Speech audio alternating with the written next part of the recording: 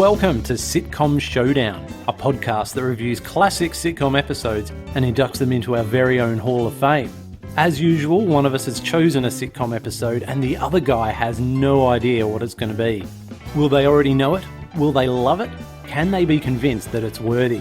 Let's find out on the Sitcom Showdown. Hello and welcome back to Sitcom Showdown for episode 54. My name is Jeffers and I am with Steve. Hello, listeners. As I said, welcome back. We've got another sitcom for you that is going to be nominated for the Hall of Fame, and one of us, i.e. me, is going to suggest why. Before we get on to that... Oh, we've got news, haven't yes. we? Okay. Oh, brilliant. Have you heard the rumours that Blackadder may be making a return? No. No? No. Yes. I genuinely have not. So this did start in The Sun, which is not known for being the most reputable of sources, but it's getting traction. Picked up. Yeah, it's getting traction. Ooh. So hopefully there's some. Well, I don't know. What do you say to that idea? Another series of Blackadder. Would you be up for it? I'd be up for it. It couldn't hurt. Well, they haven't said anything about who'd be writing it. That's a bit of a concern. Okay, that's the concern. Yeah.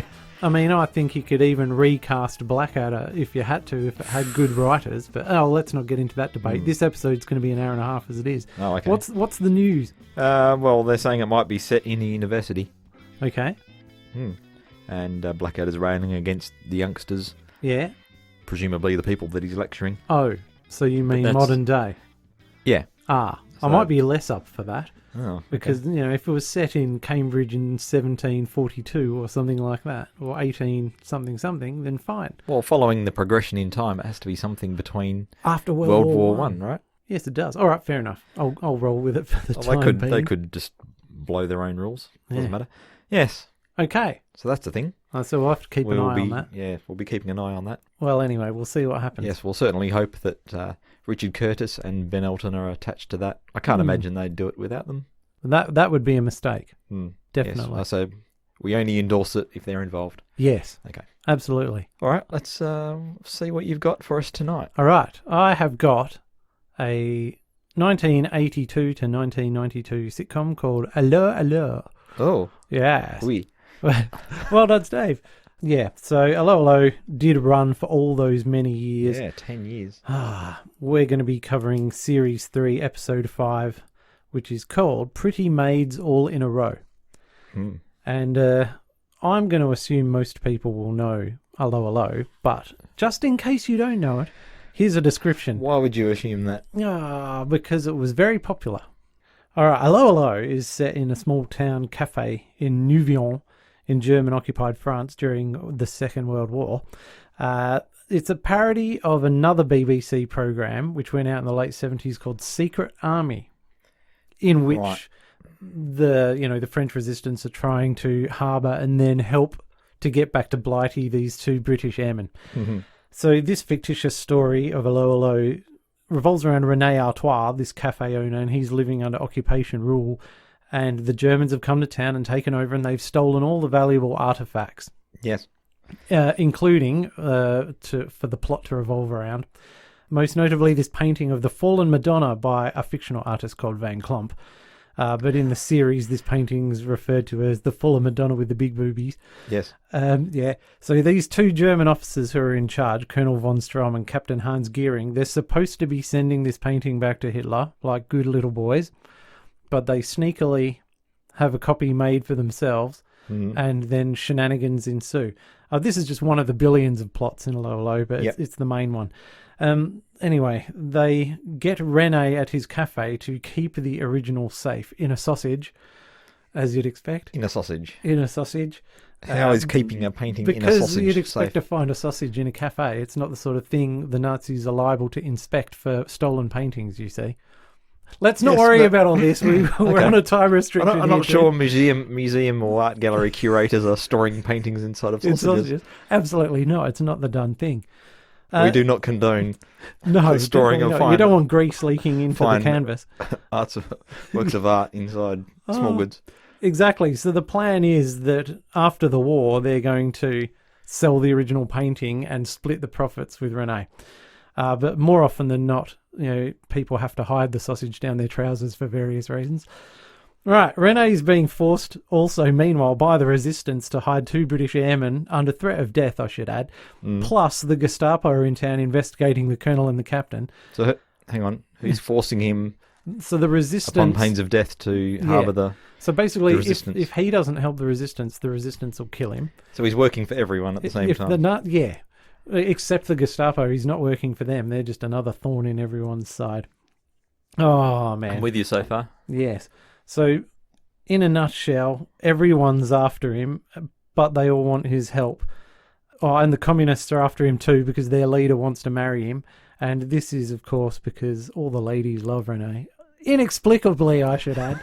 But Renee's trying to hide 2 affairs also with his waitresses from his wife and each other. And so he's a very stressed man, and he's forced into participating in all these stupid, deadly plans by all of the sides, and he's struggling to survive. So that's Allo Allo for you. Wow, there's a lot going on. Yes, there is. And I may have given you the warning this will be a long episode. I'm going to keep reiterating that. So before we even get into the cast or any other things, I've got 2 notes here. Okay. I have a note on Allo Allo versus Sitcom Showdown is first. Right. Okay, so Allo Allo, in my opinion, is the sitcom most incompatible with the format of this podcast. Right. For 2 important reasons. Firstly, it's got this complex network of plot strands that are structured. It's structured like a drama. So it's ongoing, not just through one series, but through multiple series.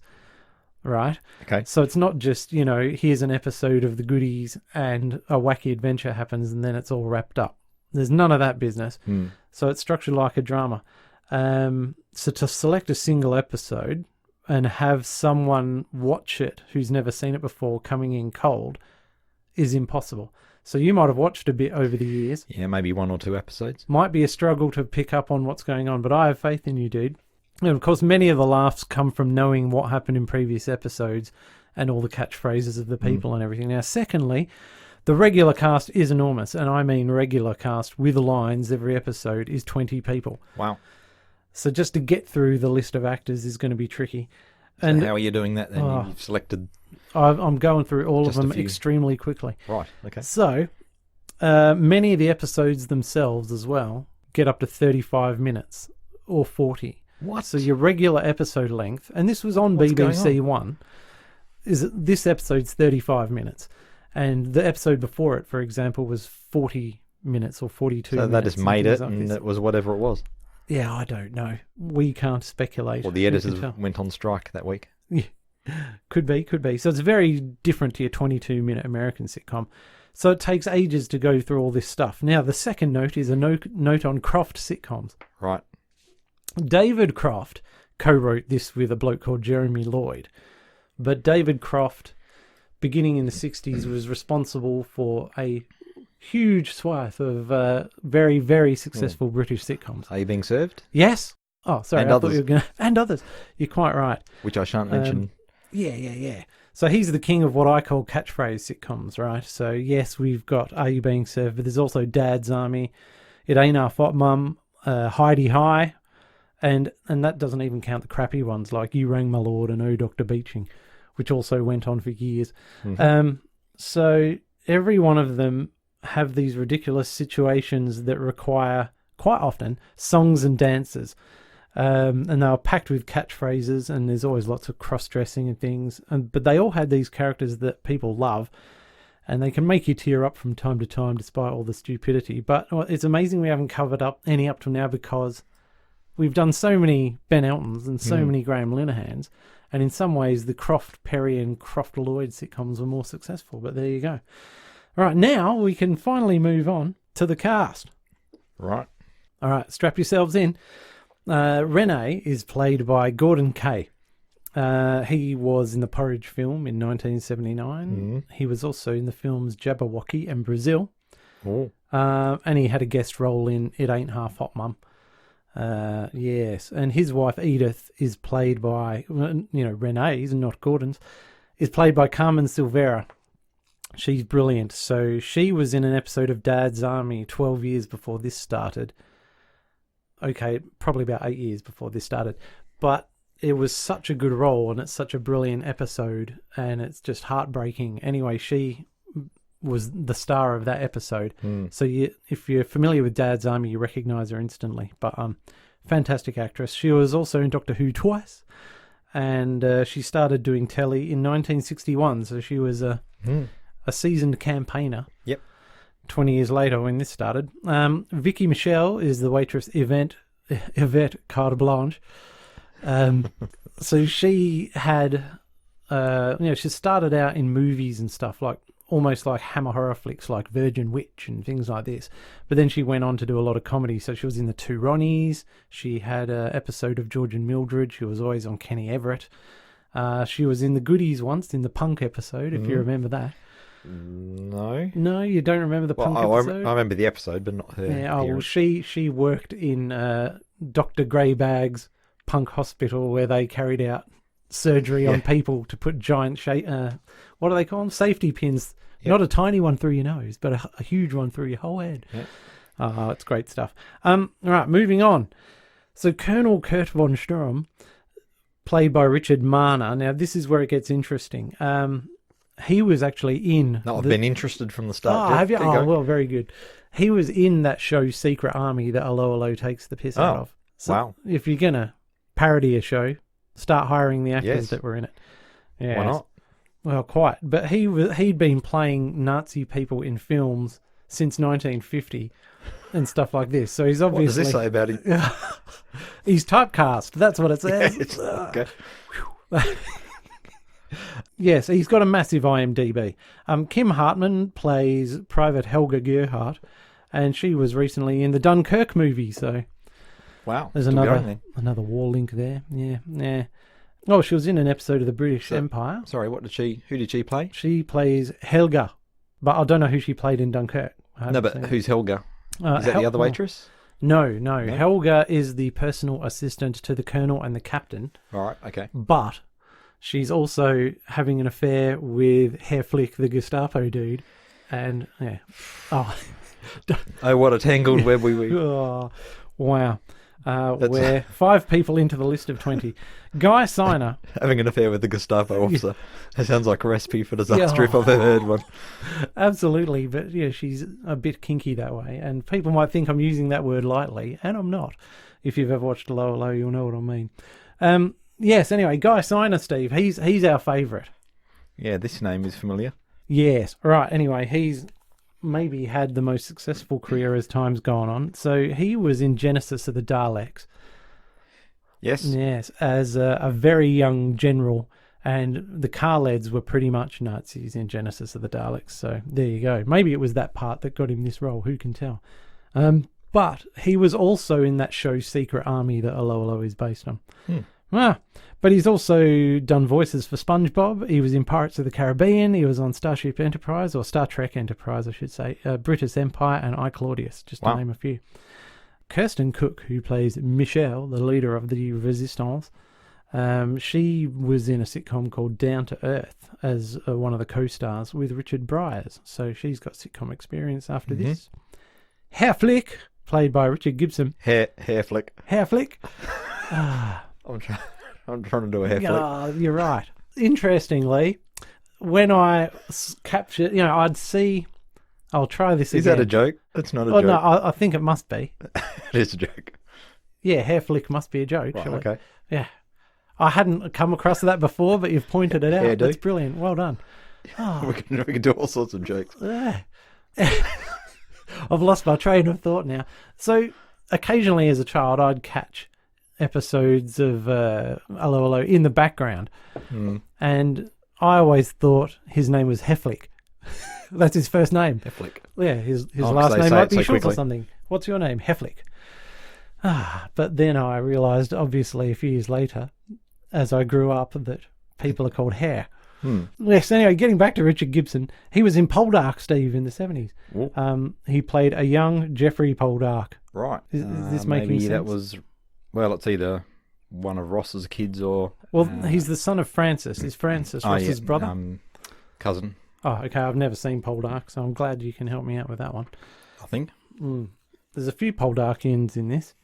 And recently he was in Toast of London. So, there was also Edith's mother, Renee's mother-in-law, played by Rose Hill. She started TV in 1949, and she was in an episode of Dad's Army and in a sketch show called Broaden Your Mind, which was the precursor to The Goodies.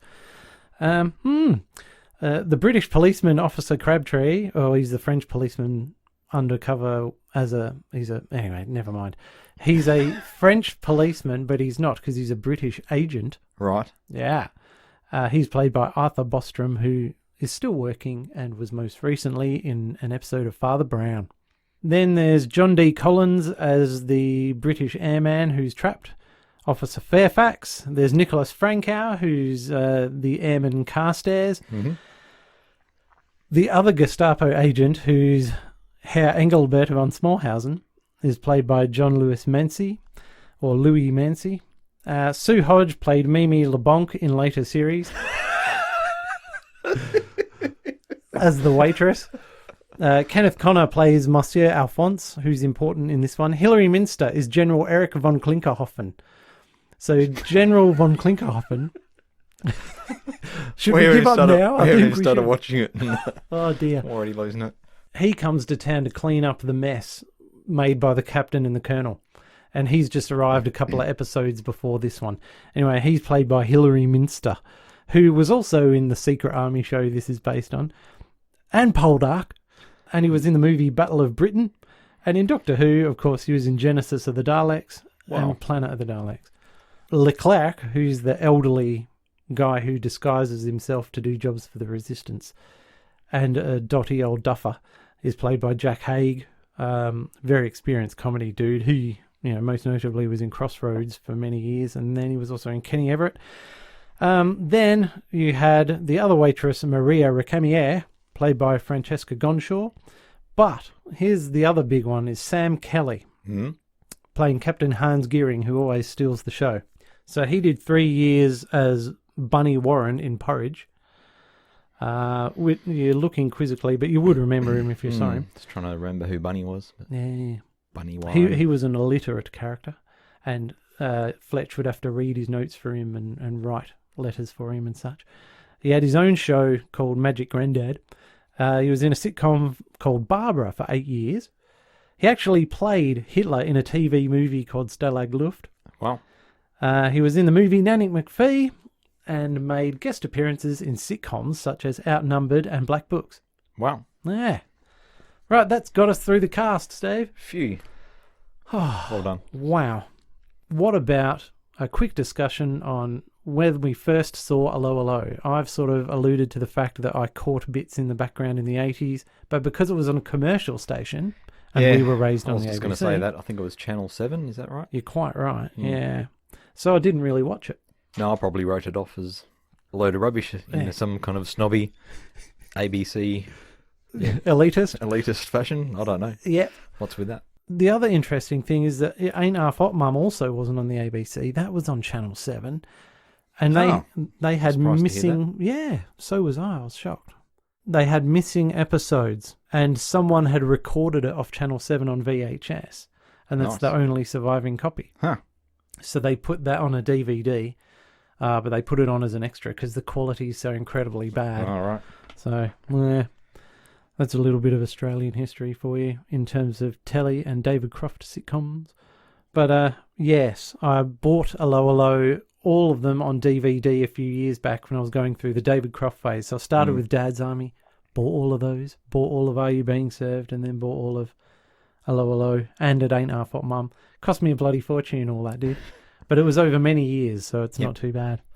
I find it impressive that you can have a sitcom run for 10 years about a war that lasted for less than 10 years.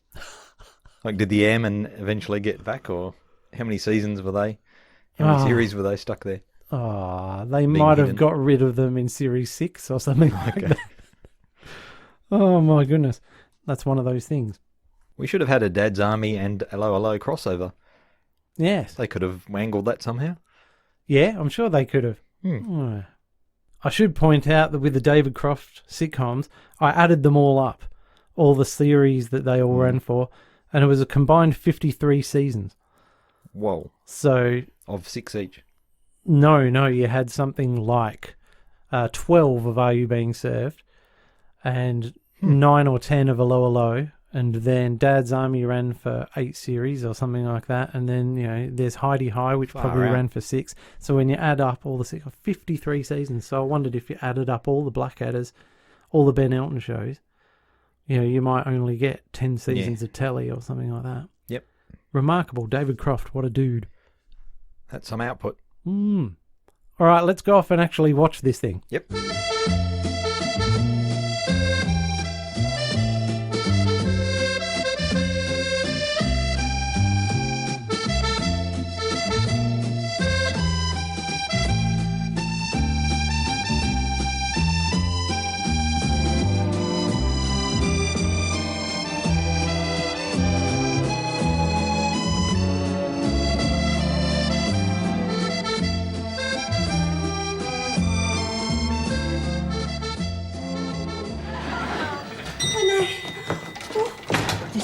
I have just come from the town square. It is full of tanks and soldiers. There has been a proclamation. General von Klinkhofen has found the engine to his motor more and the remains of that aeroplane. They are going to search house to house for British airmen. Anyone found hiding them will be shot. Oh, my God. Where are they? They must give themselves up. They cannot do that. They have no uniforms. Without uniforms, they will be shot as spies. Well, they have had a good run for their money. And they have still got their British underwear. We will vouch for them, Edith. I will phone the colonel now. Coward! Oh, collaborator! Would you betray these fearless heroes to our sworn enemies? What do you mean, fearless heroes? All they do is hide. We are the fearless heroes, Edith.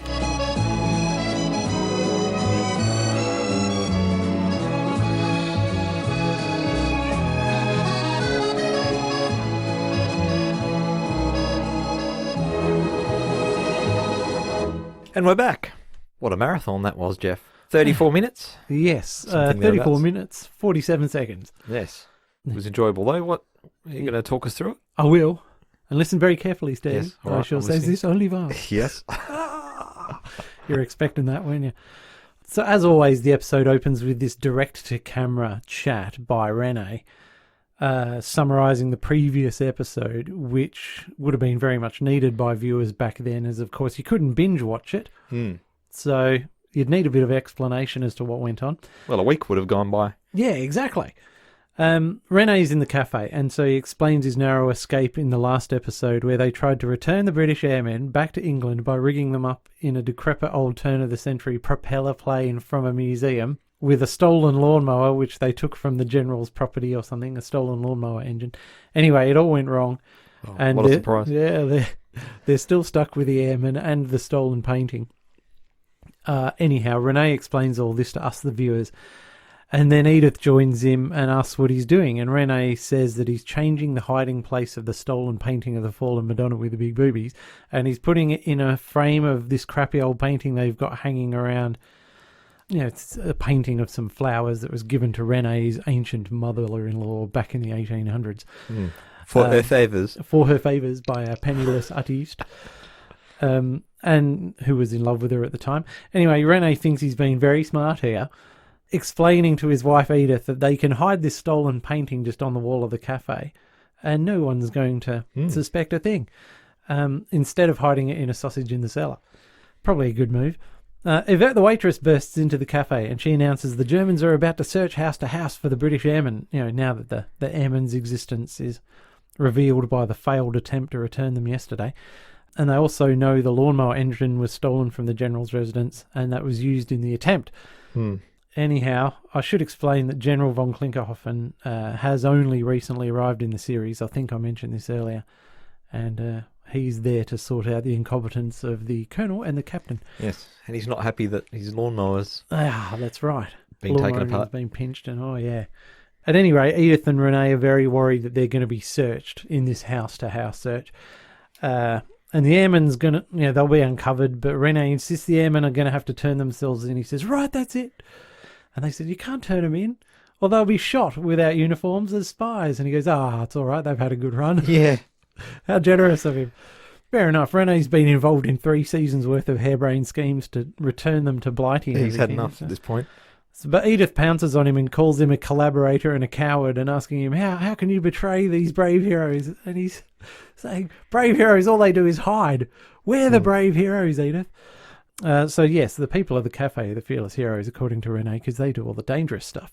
Now, the problem is, as we mentioned, the airmen can't give themselves up because they've got no British uniforms. Although it was funny when Renee says, don't worry, they've still got their British underwear.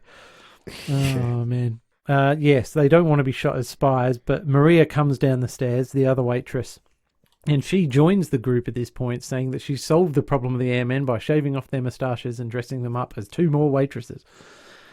Oh, and the airmen dressed as waitresses come down the stairs in their outfits and wigs, looking ridiculous. And of course... It is a bit surprising that they had uniforms large enough to fit these guys. Oh, let's not think about all that. But, they're these 2 strapping 6-footers. 6'2" or whatever. In the parlance of Blackadder calling George a strapping 6-footer. Anyway, they're standing next to Maria and Yvette, and, who by comparison look tiny and ultra feminine, and it just highlights these guys aren't going to fit in. There's a certain amount of incongruity. Yeah. But Edith optimistically says nobody will suspect them. No. But Renee reminds them all that the Germans occasionally do take the waitresses upstairs for extra services. And if that happens to the 2 airmen, they're going to be rumbled. But in the absence of any other plan, and with the Germans arriving any second, they decide to go for it. But Renee has to try then to explain to these 2 airmen that if anyone tries to take them upstairs, don't do it. But of course, the airmen don't speak French and they don't speak English. So this leads to a very nice scene in which Renee has to mime this concept to them. He's choreographing this series of mime steps or something like that. Yeah, involving Hitler's moustache and goose stepping and kissy sounds and oh man. So that's funny to witness. And just as they sort this out and come to some sort of understanding, Colonel von Strom and Captain Hans arrive at the door, and the airmen waitresses go out back to the kitchen. So Edith unlocks the door for these Germans, and they instruct Renee to sit down in an intimidating way because they need to have a serious chat with him. And they accuse him of being involved in the airplane/lawnmower lark. And Renee fobs this off with a very weak excuse. The Colonel and the Captain are sort of more worried about the search for the stolen painting than they are about the missing airman, if you know what I mean. So they ask him, where is the painting? Is it safe? And Renee then explains that he's got this fantastic new hiding spot for it and shows it to them on the wall. And so they're more motivated by their own greed at this point than they are duty. Yeah, precisely. Helga bursts in at this point with bad news for the captain and the colonel. Well, no. And so Helga technically works for them, but in addition to secretly carrying on an affair with Herr Flicker the Gestapo, she's also being ordered around by the general. And when the general asked Helga off screen where they were, she said, well, it's 5:30 and they've gone off down Zabuza or something like that. Yep. And dobs them in. So she rushes in to tell them the general's going to be here any minute, and he's really, really annoyed at you for having a drinky instead of looking for the airmen. Anyway, he's going to give them a butt kicking. And at that very moment, General von Klinkerhoffen marches in with a bunch of troops and shouts to the peasants drinking in the bar, stand up against the bar, hands on your heads. And poor old Hans, Captain Hans, can't help it, he puts his hands on his head too. He's like a guilty child. So the troops go off into the kitchen and upstairs rooms to search for these missing airmen, and General von Klinkerhoffen is busting the captain and the colonel and threatens to court-martial them. And the troops bring in the airmen waitresses from the kitchen, and it's looking very dire. But Edith quickly explains that they're new girls. They've had to hire on extra staff. Yep. And the general sort of gives them a strange look, but he accepts it and, in fact, orders that they be sent along to the chateau to do some servant work. Yes. We'll get into that later. Rene protests at this stressful development, but he's got no choice but to go along with it. And the general goes to leave, but he then stops in his tracks because he's caught the painting out of the corner of his eye, the old one from Rene's mother. You can't pick the cross-dressing English airman from a normal waitress, but you can spot a Van Gogh from 30 from miles across away. The room. Yeah, exactly. So he asked Gruber to come over. Gruber's awesome. But he's also an art expert, and he did the forgeries of the Fallen Madonna with the big boobies for the Colonel and the Captain and Renee. And anyway, so he's suggesting it might be a heretofore undiscovered Van Gogh. And turns out it is, but we're not going to see that. So he asked Gruber to seize it and bring it to his chateau for authentication. And by the way, Gruber is also in love with Renee, so that complicates things further. Do they get a receipt for it? Is that what they do? Yeah, I shall give you a receipt. I'm sure that's very comforting. Right, Steve, so to summarise, we're 10 minutes in. Yeah, this is getting complicated. Right, so the airmen and the stolen painting are both lined up to be in the possession of the general, which is putting them in a great deal of poo. And things are all going wrong. And this is, bear in mind, a day after they almost died trying to get the airmen away. And it's like every day of their lives is some sort of hideous plan. I'm sure they would have had a heart attack, but anyway, never mind. All the Germans leave, right? So Renee and Edith are stressing out there alone in the cafe. And Edith says, right, we've got to tell Michelle at once. Now, Michelle is, of course, the suicidally keen, idealistic and attractive leader of the resistance who comes up with all the wacky plans that she forces the cafe to go along with. And as it turns out, Michelle heard the whole thing anyway from behind the bar where she had snuck in and she was hidden there. And she says their first priority is to get the airmen some uniforms. And they have to get on the wireless to Blighty to get some flown out. So they all rush upstairs to use the bedroom chamber pot radio with the flashing knobs in the bedroom of Edith's mother, Madame Fanny. Right. Anyway, sadly, the London bods on the radio say that no planes are coming for at least a week. So the airmen won't be getting any uniforms, so they're going to have to come up with a new plan and improvise. Yep. So anyway, at this point, we cut over to Herr Flick of the Gestapo and von Smallhausen, and they're intercepting this message to London. Up a tree. Up a tree. Yes, and they've just found out that two airmen are disguised as French maids. So Helga hands them this cup of Gestapo beef tea. And they tell her the news, and then she sort of says, oh, there's two new maids at the cafe. And, she's blah, not, blah, blah. She's not silly. Yes, this is the tricky bit for Helga because she's trusted by all the sides. And she knows everything that's going on. But you'd think that'd help her situation, but it really doesn't because that means she's implicated in everything that's going on and can very easily be caught in a lie because she's got to keep track of who knows what and what she's told to people. A bit like Renee. He's being trusted by almost everyone. Yeah, good point. But I suppose she's got the added stress of being a German officer and... Yes, but she also doesn't have 4 different people in love with her. Well, so there's some upside. Anyhow, back in the cafe, Officer Crabtree, right, and he's the English idiot who thinks he can speak French. A British agent working undercover as a French policeman. He's a funny character. He gets good lines. He informs Renee there's a couple of tarts outside his cafe, but is told by Renee, yes, we know about the tarts outside the cafe. That's actually the two airmen. And presumably if they're outside in the square, they won't be caught in a house-to-house search. So that's their new disguise, the two airmen. And we cut outside for a jovial little scene in which the airmen... Hang on. Yeah. So are you saying they're dressed as tarts, not as waitresses outside in the... Yes. They've changed Yeah, they're disguises. wearing completely different outfits. I didn't pick up on that. But because the waitresses in the cafe, when they've got their one day a fortnight off from work, they just go out into the square and try and pick up customers that way, if you know what I mean. I guess that sort of things happen, with occupying armies in town. Certain ladies would want to make as much money as possible. And they figure that's going to be a good disguise, which it probably isn't. So you are saying that they were still pretending to be the waitresses. But, so they weren't waitresses and then became ladies of the night. They've remained in character. They have They're just remained doing in something character, different. Yeah. Okay. But even if they weren't, I guess it wouldn't matter. Okay. People might say, wow, those two ladies out there look exactly like those new waitresses over at the cafe. So it's of no consequence. But I thank you for your interest. Where on earth are we? All right. Back in the cafe, Michelle's come up with a new plan for Renee and the crew to help the airmen. So she reveals her plan to get uniforms is to tunnel into a prisoners' transit camp nearby to the premises of Monsieur Alphonse the Undertaker, who's also a member of the resistance and is in love with Renee's wife. But let's take stock here. So Michelle's plan is to break into a prisoner of war camp. to get uniforms so that they can surrender to be taken to a prisoner of war camp. She has a cunning plan. Yeah, it is Baldrick level.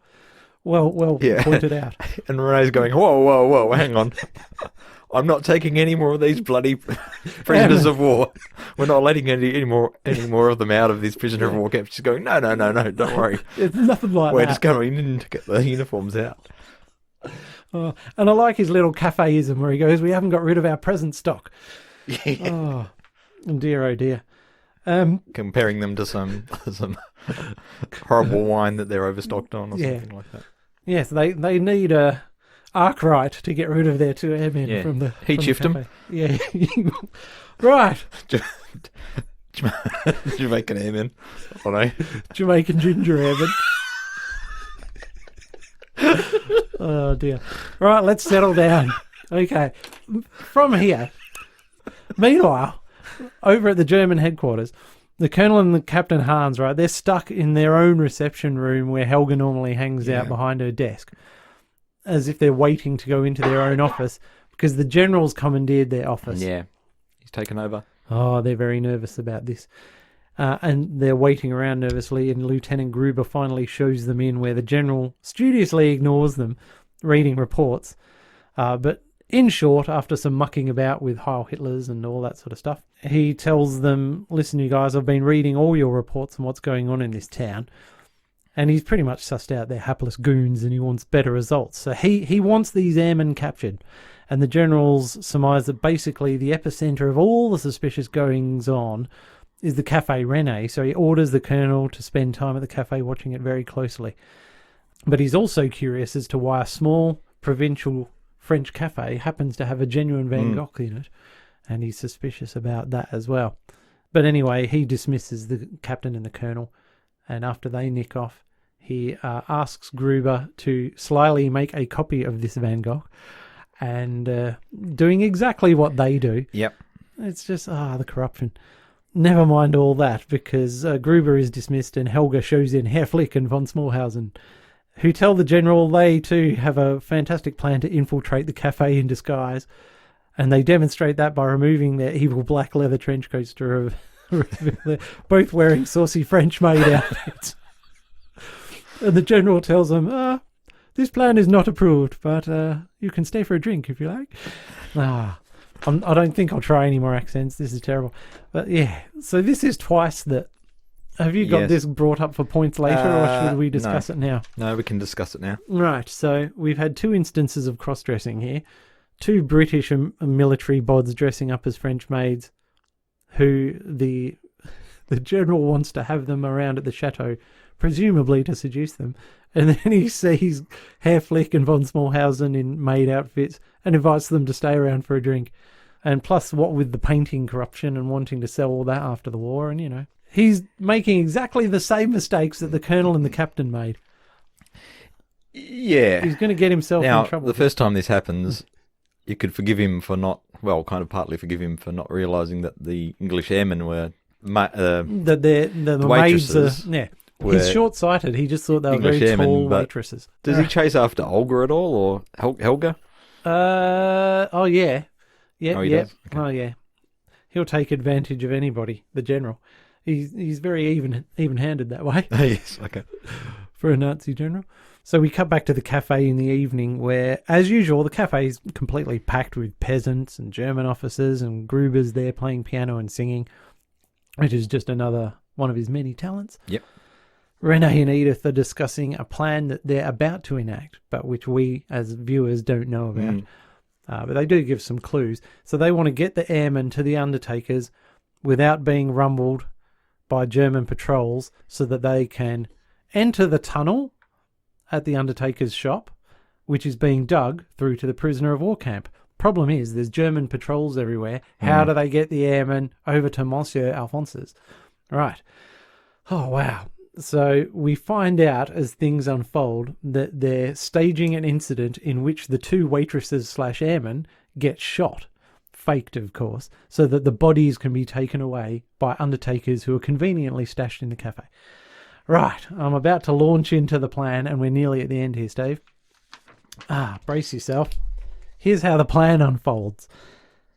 While Yvette, the saucy waitress, is sitting on Captain Hans's knee, she manages to lift his gun from its holster, then sneak it over to the bar, where Renee takes some blanks out of the till, puts the blanks into Captain Hans Gearing's gun, and then it's Yvette's job to go back, pretend to be snuggling with him a bit more, and while they're canoodling, she'll slip it back into his holster. We should say the captain's a bit worse for wear at this point. Oh, yeah. Him and the general are both.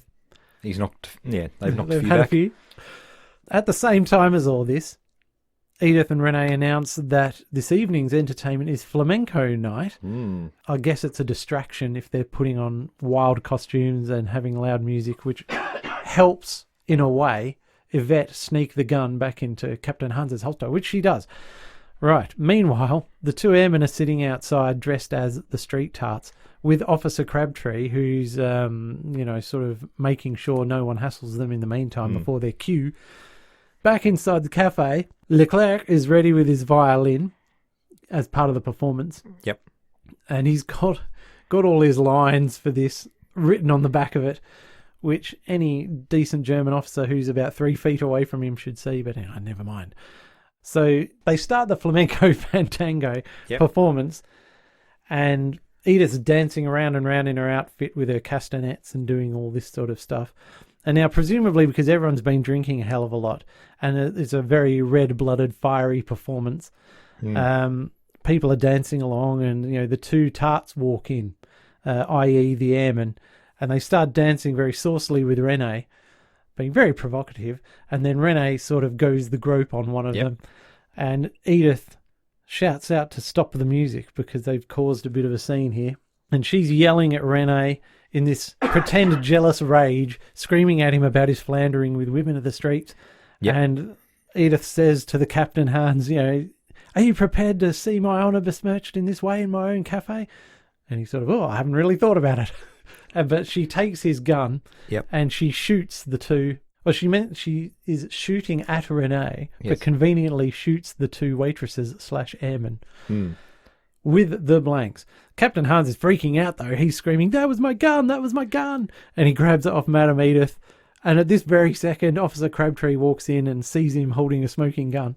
It's probably the first time his gun's ever been fired. I'd say so. I don't think he's seen much action. I reckon you're right.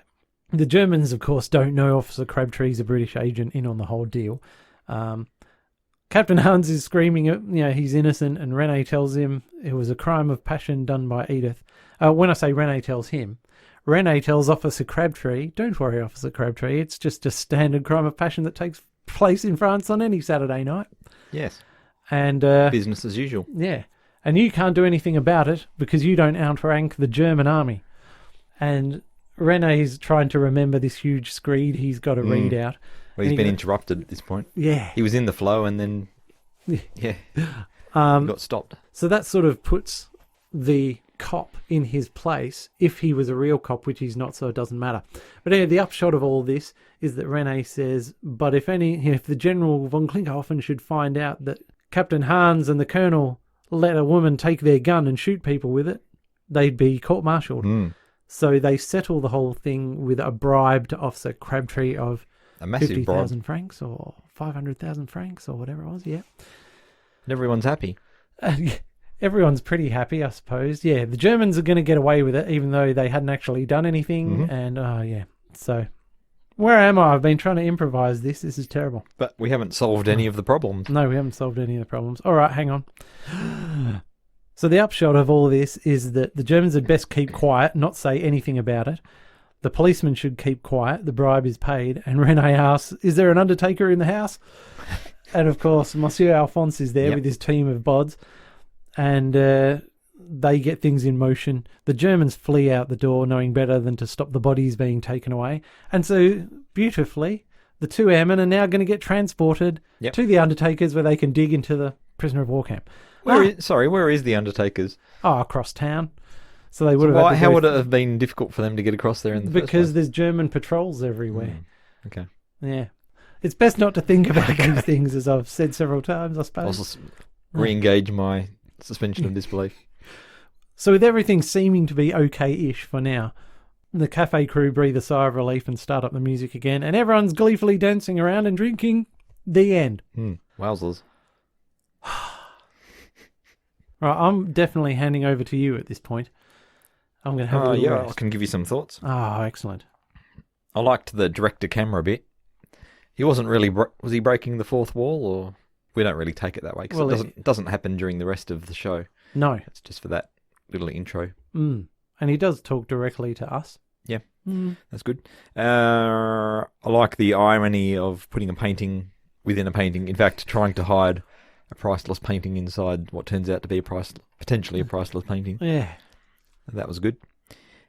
I like the way Renee comes out with a line, which is basically explaining the conflict of this situation by saying something along the lines of, they're trying to hide these airmen, which could get them all shot. And at the same time, the Germans are actually the best paying customers. Yeah. So they're trying to keep the Germans happy as well. So they're trying to do all these different things at the same time, which are competing against each other. Absolutely. Yeah, no, it's brilliant. Now, the next thing, and you had to actually jump in and explain this to me. So, is it Michelle, leader of the resistance? Yes. Yes, so there's conversations going on, and sometimes it's happening in French, sometimes it's happening in English, but they're speaking English the whole way through, but they clue you into which language they happen to be speaking by using an accent as they're working their way through it. So Michelle comes in, she's talking to Renee. With a French accent. With a French accent, and it's obvious that the airmen don't understand what's going on in this conversation. Then she'll switch to this kind of toffee, English accent, and then it becomes apparent she's talking to the airmen, and the French. Now listen, chaps. The Frenchies don't understand what's going on. Yeah, that's right. Yeah, so that's quite a nifty little way of getting around that. Yeah, it's a groovy device, and you get used to it. There you go. But I like how they highlight it, though. What was all that about, Carstairs? No idea, Fairfax. They're all speaking French. Yes. Yeah, no, I think that was the thing that actually clued me into what was going on. Yeah. I like the fact that we didn't actually hear what the plan was. Oh, the end plan? The end plan. Yeah. That was good. It built the tension up a bit. Oh, good. Okay. Because you knew they had this thing which was high stakes, but you didn't know what it was. So you were just waiting for it to play out and see if it was going to be successful or not. Well, yeah. And then I liked the irony also of Edith's plan that Renee would pretend that he's infatuated with these two waitresses and take them upstairs and force the captain's hand or her hand by taking them upstairs. Yeah. The irony being that he is actually having an affair with the two waitresses under Edith's nose. I hadn't even thought of that. Jolly well done. So yeah, her plan was pretty funny in that way. It was a terrible plan, but it worked. Yeah, it worked. There's some of my serious notes. Okay, cool. What have you got? Well, just for general interest, I went to Jane and she watched Allo Allo as a child, and I said, just to test how memorable it was, I said, how many of the characters can you remember? And she goes, how many were there? I said, 20. And so she started listing off names, and she ended up remembering 17 of the characters of Allo Allo, maybe about a dozen by name. And then if she couldn't remember their name, she'd go, the one who blah, blah, blah, blah, blah. Which I thought was not only good recall, but I think it is testament to how memorable Allo Allo is. So I thought that was notable. Costumes and dancing and singing. So as I said earlier, you see this all the time in David Croft sitcoms. The situation of Allo Allo allows for disguises all the time because you've got to be fooling people into doing things. So there's always someone dressing up as something. Not particularly effective disguises, to be sure. Quite often, no, but that's okay. All right, so to the catchphrases, we had Michelle with the classic, listen very carefully, I shall say this only once. Which she repeats every time, every episode. Oh, dear. Officer Crabtree kicked off with his good mooning. Yes. And what happens in a lot of that is like a third-rate Ronnie Barker piss pronunciation sketch. Well, his vowels go in all the wrong places, don't they? Yeah. And you can get away with some very rude things that he says. These ones were pretty tame. It's not too bad. I've got a couple written down. What have you got? Yeah, I know. I'll let you go. Yeah, what have you got? It says, I was pissing by the door instead of I was passing by the door. Oh. And he says, the guilty potty instead of guilty party. Lots of toilet humour. It's great. Yeah, it's not he quite was good. saying, what courage, what fartitude. Oh. Have you got any others or not really? No, they were the ones I wrote Oh. down. Oh, remove the biddies. Yeah. Which These are absolutely the- works because, Yeah. The presumably, supposed to be dead bodies yeah. of the two Two waitresses. the two waitresses. And this brings me back again because Jane's all-time favourite one. And I thought at one stage she was laughing so much, I honestly thought I was going to have to take her to hospital because she couldn't breathe. But What, when she was watching this Officer, episode? No, this is a different episode. It's Officer Crabtree, and he's meant to be saying the bomber is on the way, but the bummer is on the wee. So I enjoy Officer Crabtree. I can tell you're enjoying him as well. But the other observation is that, sadly, there's not much Herr Flick in this one. There's not much Helga in this one, and there's not much Gruber in this one. Whereas in other episodes, you might have them in, 50% of the whole episode doing their thing. Yes, Were they the only catchphrases that you had? Yeah, it wasn't big on the catchphrases in this one. Oh, no. When the captain says "Colonel," is that a catchphrase? No, No. not as such. Yeah, he's got his clap sort of thing going on. Mm-hmm. So should we get to gags or not really? Yeah, sure. All right, good.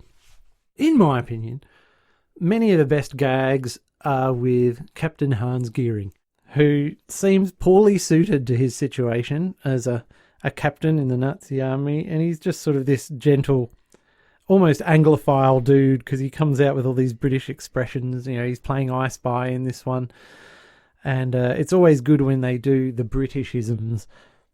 Also, things he does like the general's busting them, and he goes, I should point out, General, I was only following orders of Colonel von Strom, stupid as they were. Yeah. Well, they both throw each other under the bus They totally do. all the time. Yeah. But with Hans, it's like he's a schoolboy scared of getting in trouble. And when he comes out of the painting's been taken, and Renee goes, General, you can't take my painting, that's stealing. And Hans goes, yes, that's stealing. It's like his sense of playground fair play has been offended, and he can't help, he just bursts out with it and then goes, ooh, uh-oh. But they were stealing from him as well. That why he of said it? course they were, because that's his Yes, his share in he's the got Fall of skin in that Madonna is game. gonna. He's almost childlike, Hans. He's very funny, and the facial expressions that Sam Kelly comes out with, and the physical comedy, it's just gold. So, in addition to Hans, as mentioned, coming out with these Englishisms, as I'll call them, Helga does one when she was explaining why the captain and the colonel are in trouble. She said they're having a quick one at the boozer. And they just come out with all these little English expressions, and every time they do it in their halting German, I always find that funny. Back to you. There's a scene where one of the real barmaids, one Yep. of the ones that Renee's having an affair with, comes down. She's the one with the really Maria. horrendous accent who spits everywhere when she speaks. Maria. Maria comes downstairs and she announces that she's solved the problem of hiding the British airmen, and she mentions that she found a razor blade of hers, and Renee jumps to the conclusion that she slit both their throats. No, she just shaved their moustaches off and then dressed them up as Waitresses. in these waitress uniforms. Well, the that was- acting from Gordon Kay on that one. Yeah, that was pretty funny. Ah. Helga's get up. She's got the lovely German blonde long hair, and it's in this it's braided on both sides, and then it's put up over the top. Right. So it's quite a Elaborate. high hairdo, and then she's just got this little hat What? perched right on Resting top. The... That cracks me up. So the scene where these two airmen who are dressed as waitresses make an appearance in their waitress uniforms, and you're worried that the general's going to rumble them. Yeah. So as he's walking out, turned around and walked out, one of their boobs, fake boobs, falls down in the shirt. Yeah, down to waist level. Down to waist level. That was pretty good. So you're going to have to help me out. Who's the SS agent up the tree? Is it It's Heflick Heflick? and von Smallhausen. Heflick. So he asks Helga, where are the croutons in this cup of soup that she's delivered to him? The implausibility Oh, of this officer being delivered soup. Like she's climbed this She's massive had to ladder. escape from the captain and the colonel so that they don't know that. Yeah.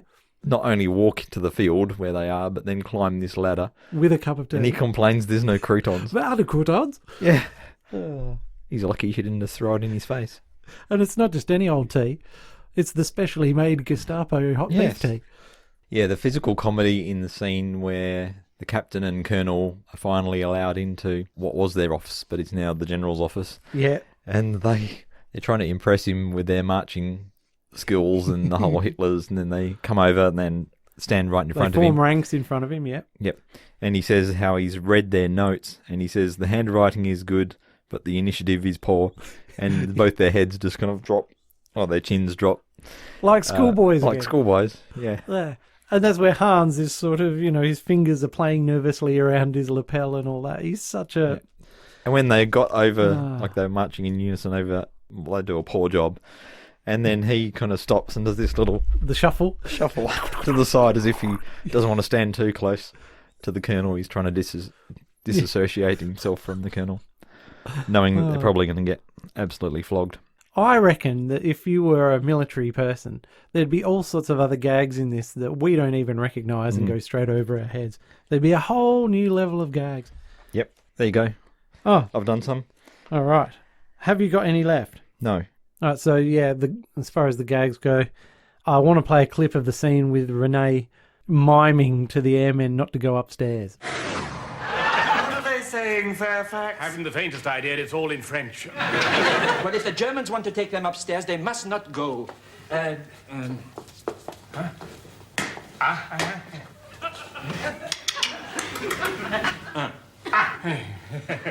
What's all that about? Well, I think he's saying that if Hitler pops in and asks us to go upstairs, we're not to go. And do not speak. What was that about? Well, I think he means that if we do go upstairs with Hitler, we're not to tell anybody. Well, it's not the sort of thing you're based about, is it? This is another good thing about Allo Allo and all the Croft and Perry and Lloyd sitcoms. They not just have gags in dialogue, but they throw in visual gags as well, so that when they've gone to the back room of the cafe to discuss a plan with Michelle, and they all have to pull up a chair to the thing, and the only one that's left for Renee is this super tiny chair. So as he shuffles it up to the table, his chin's virtually at table height. Yep. And then that allows Gordon Kay to sort of pull a real hangdog expression and go, bloody typical, I'm the only person who does anything around here. Yep. And I get that. Yeah. And he's the tallest one as well. Yeah, that's true. So they throw in lots of these visual gags which we didn't necessarily write down. And as always, they're hard to explain. And I do like that whole thing at the end plan with Leclerc prompting Rene his lines that are taped to the back of his violin. And, their lives are at stake here.